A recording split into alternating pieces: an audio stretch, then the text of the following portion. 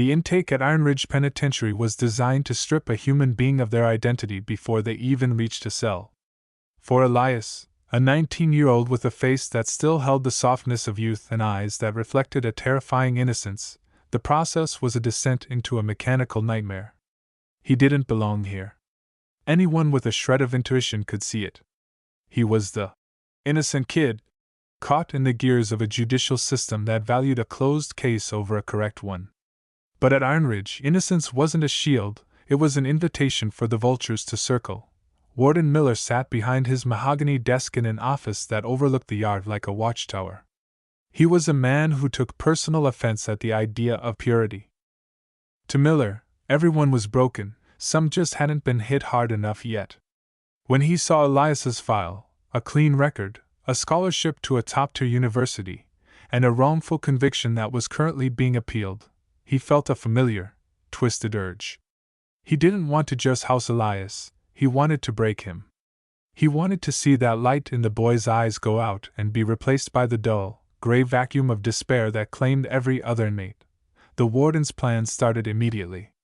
He assigned Elias to Block D, the pressure cooker, where the most volatile offenders were kept. He stripped the boy of his basic privileges and ordered the guards to subject him to enhanced safety protocols, which was prison shorthand for constant, unprovoked harassment. But there was one variable Miller hadn't accounted for: Officer Vance. Vance was a veteran guard, a man of few words with a jawline like granite and a reputation for being the most disciplined man on the force. He had spent 20 years in Iron Ridge, and in that time, he had seen every kind of soul pass through the gates. He knew the difference between a predator and a victim. The tension began to peak during the third week of Elias's stay. Warden Miller, frustrated that the boy hadn't yet crumbled, decided to escalate. He summoned Elias to the center of the yard during the midday heat, a public display of power meant to humiliate him in front of the entire population. Miller stood on the elevated platform, looking down at the boy who seemed so small against the towering concrete walls. He accused Elias of a minor infraction, a planted shiv in his mattress that everyone knew was a setup. The warden demanded that Elias kneel and confess to the crime, in exchange for a lighter stay in solitary. The yard went silent. Hundreds of inmates watched from the sidelines, sensing the kill. The air was thick with the smell of hot asphalt and the metallic tang of the fences. Elias stood his ground, his voice small but unshakable. He told the warden that he wouldn't confess to a lie. He said that Miller could take his freedom, his sleep, and his safety, but he couldn't have his truth. The warden's face turned a violent shade of crimson. He looked at the guards surrounding Elias and barked an order that crossed every line of the facility's code. He told them to use their batons to help the boy find his memory. The inmates braced for the sound of cracking bone. The other guards moved instinctively, reaching for their belts, their faces hardened by years of following orders without question. But as the lead guard stepped forward to deliver the first strike, a heavy hand clamped down on his shoulder. It was Officer Vance. He didn't just stop the guard, he stepped in front of Elias, placing his massive frame between the boy and the rest of the security detail. The yard gasped. A guard defying the warden in public was an act of career suicide, or worse. Warden Miller leaned over the railing, his voice trembling with rage. He demanded to know what Vance was doing, reminding him that he had given a direct order. Vance didn't look up at the platform. He kept his eyes on the other guards, his hand resting on the hilt of his own belt, but not in a threatening way. It was a position of absolute readiness. He told the warden, in a voice that carried to every corner of the yard, that he had sworn an oath to uphold the law, not to facilitate a slaughter. He said that the boy was innocent of the charge, and that any hand that touched him would have to go through Vance first. The reaction was unbelievable. It wasn't just Vance's defiance, it was what happened next. One by one, 3 other guards, younger men who had been mentored by Vance, stepped forward and stood in a line beside him. They didn't say a word, but their silence spoke louder than the warden's screaming. They formed a human wall around Elias. The inmates, usually eager to see a fight, were frozen in a rare moment of collective respect. For the first time in the history of Iron Ridge, the machine had stalled. The warden's authority didn't just crack, it shattered. Miller realized he had lost the yard. He retreated into his office, the doors slamming with a hollow echo. But the stand wasn't over. Vance turned to Elias, his expression softening just a fraction. He told the boy that the appeal for his case had just been fast-tracked by an outside firm that Vance himself had contacted. He told Elias that he just needed to survive one more night, and the gates would open for him. Elias, who hadn't shed a tear during the harassment or the threats, finally felt a single drop of salt water hit the dusty ground. The night that followed was the longest in Elias's life. He was moved to a high-security infirmary for his own protection, with Vance sitting in a chair outside the door, a shotgun across his lap and a thermos of coffee at his side. The warden tried to send transfer teams to take Elias in the middle of the night. But each time they arrived, they found Vance and his loyalist guards waiting, their eyes cold and their resolve ironclad. It was a cold war within the walls of a prison, a battle of wills between a corrupt tyrant and a man who had rediscovered his soul. As the sun began to peek over the horizon on the final day, the sound of heavy engines could be heard outside the main gates. It wasn't a supply truck. It was a convoy from the state attorney general's office, accompanied by federal marshals. The innocent kid had become a national headline overnight. The stand in the yard had been recorded by a smuggled cell phone and uploaded to the internet, sparking a firestorm that Miller couldn't extinguish. The warden stood in his office, watching as the black SUVs pulled into the courtyard, knowing that the handcuffs waiting for him were the very ones he had used to terrorize others. Elias walked out of the infirmary, his steps steady for the first time in months. He passed the guards who had stood by him, nodding to each one. When he reached Vance, he stopped. He asked the officer why he had risked everything for someone he didn't even know. Vance stood up, adjusting his cap, and looked out at the morning sky. He told Elias that he didn't do it for him. He did it so that when he looked in the mirror for the rest of his life, he could finally recognize the man staring back. The gates of Iron Ridge opened. Not with a groan this time, but with a sharp, decisive click.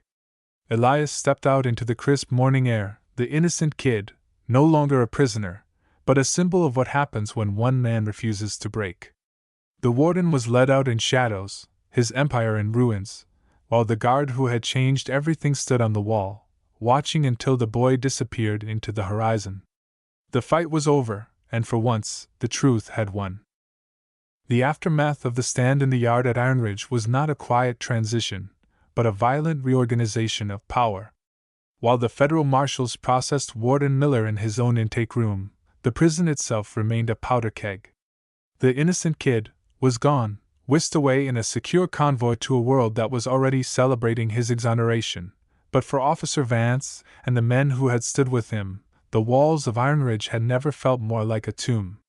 They were no longer just guards, they were traitors to the old guard and targets for the remnants of Miller's loyalist factions. Vance sat in the now empty warden's office, the mahogany desk covered in seized ledgers and hard drives. The air was thick with the scent of ozone from the shredded documents Miller had failed to destroy. A federal investigator, a woman with sharp eyes and a weary smile, approached Vance. She told him that the evidence they found was enough to bury Miller for a dozen lifetimes, but she also mentioned something that made the color drain from Vance's face. She asked him about the Silent Fund, a private endowment that had been funneling money into Elias's legal defense for months, long before the case hit the news. Vance didn't answer immediately. He looked out the window at the yard, where the inmates were being moved back to their cells under the watchful eyes of the National Guard. He knew the secret couldn't stay buried forever. The reason Vance had recognized Elias's innocence so instantly wasn't just intuition, it was a debt.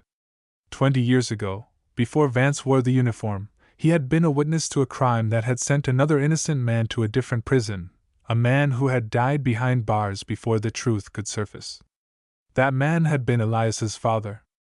Vance had spent 2 decades carrying the weight of his own silence, and Elias was his one chance at a late, desperate redemption. The investigator watched him, realizing the connection. She didn't press him, but she warned him that Miller's associates on the outside weren't just going to let the warden fall alone. They were already moving to erase anyone who had facilitated the collapse. Even as she spoke, the alarm system in the prison began to wail, a rhythmic, piercing scream that signaled a total breach. Millers, cleaners, a tactical team hired through a private security firm, had entered the facility through the service tunnels. Their objective wasn't to rescue Miller, it was to eliminate the witnesses and the evidence. Vance didn't hesitate. He grabbed his tactical vest and a shotgun, his movements fluid and precise despite his age. He signaled to the 3 guards who had stood with him in the yard. They met in the central hub, the heart of the prison. The lights flickered and died, replaced by the spinning crimson glow of the emergency beacons. The cleaners were coming from the lower levels, moving with professional efficiency, using silenced weapons to bypass the remaining loyalist guards who were no longer useful to them. The battle for Ironridge's soul began in the corridors of Block D. It wasn't a riot, it was an execution being met with a wall of righteous defiance. Vance and his men used their knowledge of the prison's blind spots to ambush the tactical team. They turned the very environment Miller had used to break men into a fortress of defense.